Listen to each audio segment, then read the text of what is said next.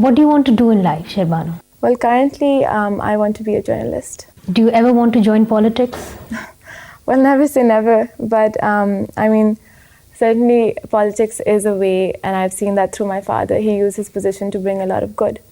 But sometimes I feel like in politics, you get caught up in layers of bureaucracy, and sometimes it's a little stifling. You can't always bring the change that you want to. So let's see where my life takes me. But right now I'm going to focus on my writing. Journalism. Does your mother worry about you? I'm sure she does. Well, all mothers worry about their children. But has she ever said to you, don't do this interview, don't write this article, maybe your life will be in danger, because your other siblings haven't spoken out as much as you have? Well, also because, all of us have different careers. My sister has spoken out a lot. Initially, all my siblings did.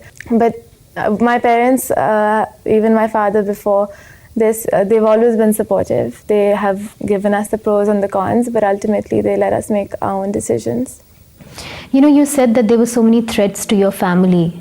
Was it to your entire family or just you in particular? Because I know that there was an article that was translated, an article that you wrote for a foreign newspaper that was translated by a local newspaper. You received threats after that. I don't think translation is the right word. It was... misconstrued? Completely. It was sensationalized what I said. But that's the local media for you. So you said you got some personal threats as well. What kind of threats and from whom? Just warnings from... we received a lot of letters, things like that. Received a lot of letters saying what? Just threatening us. Threatening the whole family? Yeah, the whole family. Are you talking before or after? I'm talking after, actually. Yeah. A lot of threats afterwards, initially. And what would they say? Just different things. I don't want to get into it. Unpleasant things. Unpleasant things, yeah. Trying to get us to back down. Obviously, there was a case to pursue and, so... So they didn't want you to pursue that case? I'm guessing no.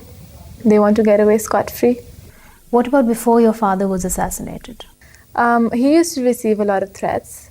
And especially after this Asia issue, you saw there were fatwas on television, and he used to receive threats left, right and center because he was an outspoken critic of extremism, and these people can't handle that. They're not used to it. And he was that boulder in their path. And did you all discuss it over a dinner table of the kind of threats that your father was getting? Did he ever explain to you that this is the threats I'm getting, perhaps my life is in danger? Did he ever talk about it? He knew the clerical tsunami that he was up against, but that's the kind of man that he was. He wouldn't backtrack.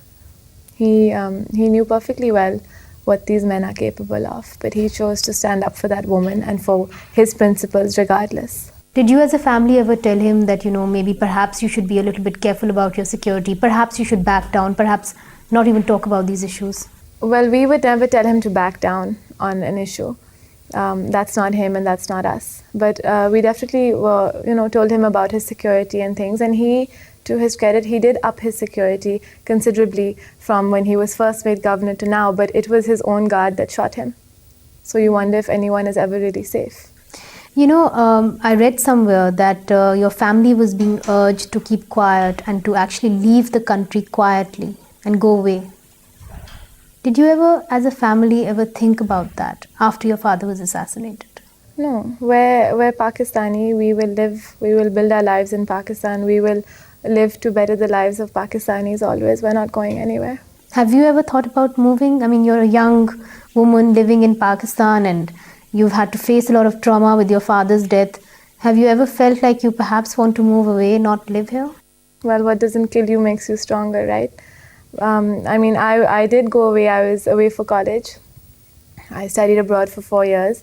But and I did have job offers after my graduation. But I thought about it a lot, and I made a conscious decision to return to Pakistan. And I'm glad that I did, because I got those last 6 months with my father. But also, and I think that this is something that all young Pakistanis should do. There's a serious brain drain that's happening in Pakistan.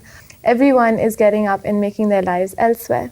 And I think that if we abandon ship, then who's left in Pakistan? But Shehrbano, as we speak, a man who had allegedly committed blasphemy was acquitted and declared innocent by the courts. He was actually gunned down by a vigilante, or by an unknown assassin. Do you really have hope in this country? Yeah. And where do you see it? Unwavering hope in Pakistan. I think that if all of us work hard for the betterment of Pakistan, if we live our lives honestly and if we give back, then we won't see the fruits of it tomorrow. Just like Zia al-Haq didn't see the fruits of his disaster in one day. You see it in 10 years and in 15 Where do years you and see in the 20 hope? years. Sorry? Where do you see the hope? In the people. There's a tremendous amount of talent in Pakistan. And whenever you go to bed and you put your head down on your pillow, at some point you never ever think that I wish my father had not taken that stance. I wish he had not gone to Asya Bibi's home. Well, I went with him, and I look at photographs of the day that we went, or I think of, I just think of that day, and I realize, and his days were marked then, and sometimes I wonder, but the thing is that this was the man that my father was. If you're asking me if I wish that my father was somebody else, then no, I don't. And how has it been for you? It seems that you were very close to your father. How has it been for you to deal with life after his assassination? He was my friend. He was my hero as well. So I lost on a number of different levels. It's changed because what you guys saw in the media, his funny remarks and his intelligence and his wit, that's what I had my whole life. And he was a supportive father. He never held us back from anything. He was the light of my life, and I just miss him, his personality more than anything. And many would say that there are two kinds of Pakistans. There's Shehrbano's Pakistan and there's Mumtaz Qadri's Pakistan.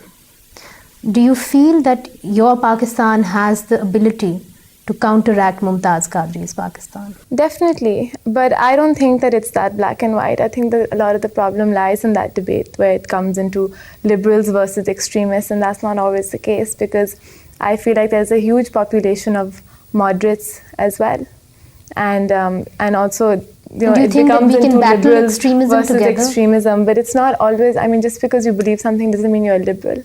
So I like to think that my Pakistan is a progressive Pakistan.